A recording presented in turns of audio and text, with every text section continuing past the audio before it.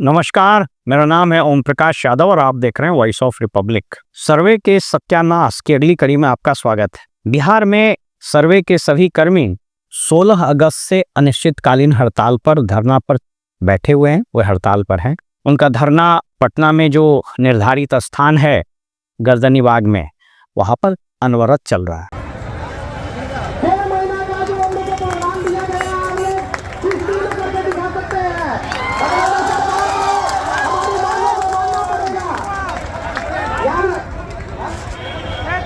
आज आपसे हम बात करेंगे कि मैंने 2023 के नवंबर या दिसंबर में अपने पहले एपिसोड में बताया था कि सर्वे का सत्यानाश क्यों हो रहा है, और मैंने जो जो बातें बताई थी आज वही सारी बातें स्पष्ट हो रही थी। मुझको याद है कि जब जनवरी 2021 में सर्वे को 20 जिलों में प्रारंभ किया गया और बंदोबस्त अधिकारियों की पोस्टिंग की गई, तो मुझको याद है मैंने एक पत्र लिखकर सरकार को कुछ सुझाव दिए थे।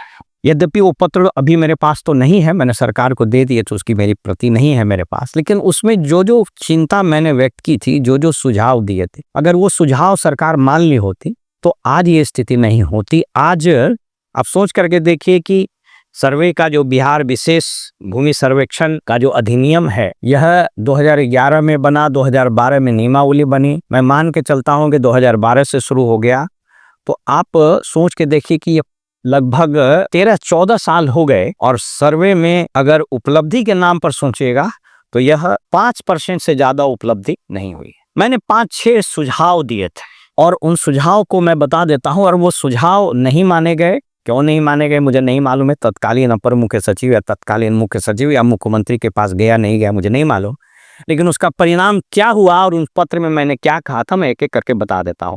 क्यों सर्वे का सत्यानाश? मैंने उस पत्र में पहली बात ये उठाई थी कि बंदोबस्त जो है वो एक ऑपरेशन है। इट इज एन ऑपरेशन, यह एक अभियान है।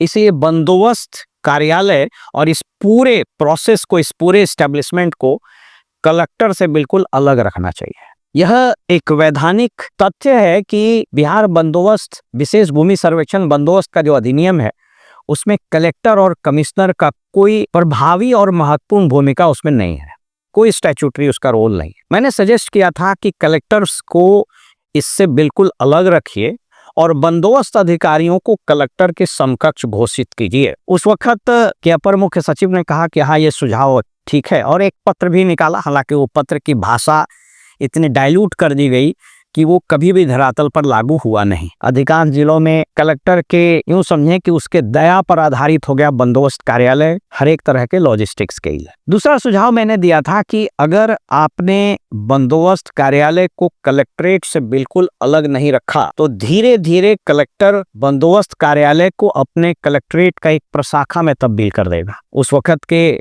सरकारी मुलाजिमों ने कहा कि नहीं ये बात सही है, हम लोग इसको अलग रखेंगे, लेकिन वो हुआ नहीं। किन कारणों से नहीं हुआ मुझे नहीं मालूम, लेकिन धीरे धीरे धीरे धीरे यह कलेक्टर के प्रशाखा के रूप में तब्दील हो गया।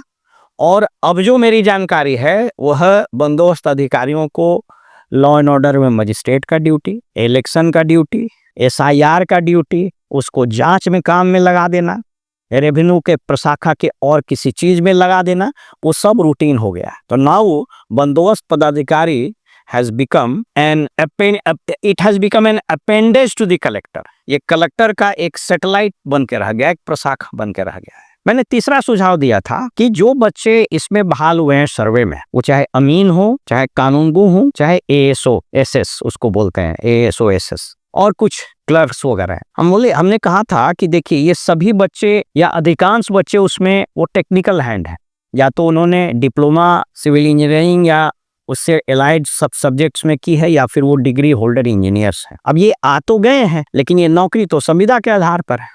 तो होगा क्या कि इन लोग हमेशा किसी दूसरे जॉब की तलाश में रहेंगे। नए बच्चे भी हैं, रहना भी चाहिए। तो जैसे इनको कहीं नौकरी लगेगी ये छोड़ते छोड़ते चले जाएंगे, और फिर होगा क्या कि जहां तक काम हुआ उसके बाद कोई दूसरा आएगा, फिर नए सिरे से शुरुआत हो। तो अशोक कुमार चौधरी एक रिटायर्ड चीफ सेक्रेटरी, तो उनकी अध्यक्षता में एक कमेटी बनी थी। हालांकि कमेटी तो बिहार में यूं ही बनती है, मुख्यमंत्री के जो कृपा पात्र के IAS अधिकारी रहते हैं उनको रिटायरमेंट बेनिफिट स्कीम दिया जाता है। इसलिए देखिएगा कि मैंने एक वीडियो में कहा था और एक किसी मंच पर मैंने कहा था कि बिहार में ऐसे आईएएस हैं, there are IAS who never retires, वो कभी रिटायर नहीं करते हैं। जेके टायर में एक प्रचार हुआ करता था कि टायर विच नेवर टायर्स, तो officer who never retires is called certain IAS officer. बहरहाल उनकी अध्यक्षता में एक कमेटी बनी थी, उन्होंने अनुशंसा की थी, अगर मुझे ठीक से याद हो तो वो 60 साल वाला और बाकी बहुत सारी सुविधाओं के निमित्त उस पर बात हो। तो हमने सजेस्ट किया था कि एटलीस्ट इनको ये प्रोटेक्शन दीजिए कि 60 साल तक ये रहें। राजस्व विभाग में कर्मियों की वैसे भी बहुत कमी है, तो अगर ये रह जाते हैं वेल एंड गुड, और अगर चले जाते हैं फिर दूसरे आएंगे, लेकिन अगर ये प्रोटेक्शन अगर आप दीजिएगा तो बहुत सारे लोग रह सकते हैं। बहरहाल वो उसकी क्या स्थिति आज की तारीख में मुझे नहीं मालूम। इसके बाद मैंने एक और सुझाव दिया था, मैंने सुझाव दिया था कि बंदोबस्त अधिकारी को आप डायरेक्ट रिक्रूट आईएएस ऑफिसर से भरिए, स्पेशली वैसे आईएएस ऑफिसर से जो कम से कम एक जिले में कलेक्टर रहा है। वैसे तो आज की तारीख में कलेक्टरों को रेवेन्यू की कोई जानकारी नहीं है, मैं कहता रहा हूँ, एक आध अपवाद को छोड़ दीजिए। कुछ लोग तो लेटरल एंट्री से आए हैं, कुछ इंजीनियर है वो आईएएस बन गया है, डीएम बना फिर रहा है, कोई कहीं पर माइनिंग का था वो कमिश्नर बन गया। बहरहाल वो एक अलग इशू है। तो मैंने कहा था कि उसको बनाइए ताकि उसके पास लेंथ ऑफ सर्विस, और चार्ज ऑफिसर के रूप में डिप्टी कलेक्टर का या तो बेसिक ग्रेड का या जूनियर सिलेक्शन ग्रेड का, कंपैरेटिवली यंग, क्योंकि सर्वे ऑपरेशन जो है वो कागज पत्तर से ज्यादा फील्ड में दौड़ने का काम है, तभी ये ठीक से हो पाएगा, उसको बनाइए। अब ये निर्णय तो मुख्यमंत्री के यहाँ बैठा हुआ एक अधिकारी करता है, तो मुख्यमंत्री तो कुछ करते नहीं है। जो मैंने कहा ना कि जो प्रधान सचिव है वो बेसिकली मुख्यमंत्री है, या किसके इशारे पर हुआ मुझे नहीं मालूम है। अधिकांश बंदोबस्त पदाधिकारी जिसकी पोस्टिंग हुई, किसी का 6 महीना, किसी का साल भर, किसी का 9 महीने में रिटायरमेंट था। अब जिसका 2-3 महीने रिटायरमेंट का बचेगा वो अपना पेंशन का पेपर ठीक करेगा कि आपके ऑपरेशन में दौड़ेगा? उम्र के उस पड़ाव पर है, वो कर भी नहीं सकता, ये नहीं लागू किया गया। अब देखिए स्थिति क्या हो गई है, जरा मजाक आप समझिए। मेरी अपेक्षा है जो वर्तमान में अपर मुख्य सचिव हैं राजस्व विभाग के, ये बहुत सुलझे हुए अधिकारी हैं, बहुत सौम्य, बहुत शांत और बहुत गंभीर व्यक्ति। हालांकि अब राजस्व विभाग में बहुत शांत और बहुत गंभीर व्यक्ति है। हालांकि अब राजस्व विभाग की स्थिति बहुत खराब हो चुकी है। इसमें कुछ वैसे अधिकारी और कर्मी हैं जो वर्षों से जमे हुए हैं, 10 साल 12 साल से। सबसे पहले तो उनको हटाना चाहिए वहां से, क्योंकि वो कपड़ा और बेडशीट और शरीर का कपड़ा अगर नहीं बदलिएगा ना तो बदबू मारने लगता है। तो सही पूछिए तो राजस्व विभाग में ऐसे बहुत सारे कर्मी और अधिकारी हैं जो बदबू मारते हैं। तो अब मुझको नहीं मालूम है कि ये कर पाएंगे कि नहीं कर पाएंगे, क्योंकि सब कुछ इनके हाथ में नहीं है, बहुत सारा निर्णय ऊपर होता है। तो अब आपको मैं एक उदाहरण देता हूँ। 16 अगस्त से बिहार में राजस्व महाअभियान चल रहा है। हालांकि इस महाअभियान का भी वही हश्र होगा, क्योंकि इसमें जो समय चुना गया है वो समय उचित नहीं है। एक तो अभी एसआईआर चल रहा है, तो जो लोग इस राजस्व महाअभियान में लगेंगे, मेरी जो जानकारी है अधिकांश लोग वो एसआईआर में भी लगे हुए। एसआईआर का अलग झंझट, आप जान ही रहे किस तरीके से चुनाव आयोग ने सबको पागल कर दिया है।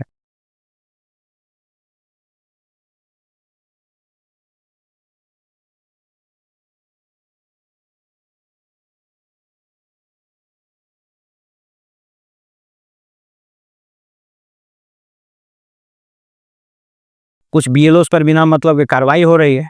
एक देहात में कहावत है कि खेत खाए गधा मार खाए जोला, फेमस लोकोक्ति है, तो बेचारा वो उसी तरह से मार खा रहा है। तो बहरहाल अब राजस्व महाअभियान 16 अगस्त से शुरू होना है, 20 सितंबर तक संभवतः चलेगा, जो मेरी जानकारी है। अब इस पत्र को यदि आप पढ़ें, अब किसने ये पत्र ड्राफ्ट कराया मुझे नहीं मालूम है। इस पत्र में कई जगह लिखा हुआ है कि जो कलेक्टर है जिला का वह आदेश देगा, और उसमें बंदोबस्त पदाधिकारी भी शामिल है। मेरी जानकारी के हिसाब से मधेपुरा, कटिहार और ऐसे जहानाबाद, ऐसे बहुत सारे जिले हैं जहां कलेक्टर से 3-3, 4-4 साल सीनियर है वो अधिकारी। जहानाबाद का 3-4 साल अधिकारी सीनियर है। अब सोच लीजिए कि यह आदेश कहता है कि जिलाधिकारी यानी कलेक्टर बंदोबस्त अधिकारी को आदेश देगा, उस बंदोबस्त अधिकारी को आदेश देगा जो उससे सीनियर है। अब आप सोच लीजिए इसका दोहरा कुप्रभाव क्या पड़ेगा। पहला कुप्रभाव तो ये पड़ेगा कि जो बंदोबस्त पदाधिकारी वो जलील होगा, रोज जलील हो रहा है, उसका मनोबल ऐसा ही टूटा रहे।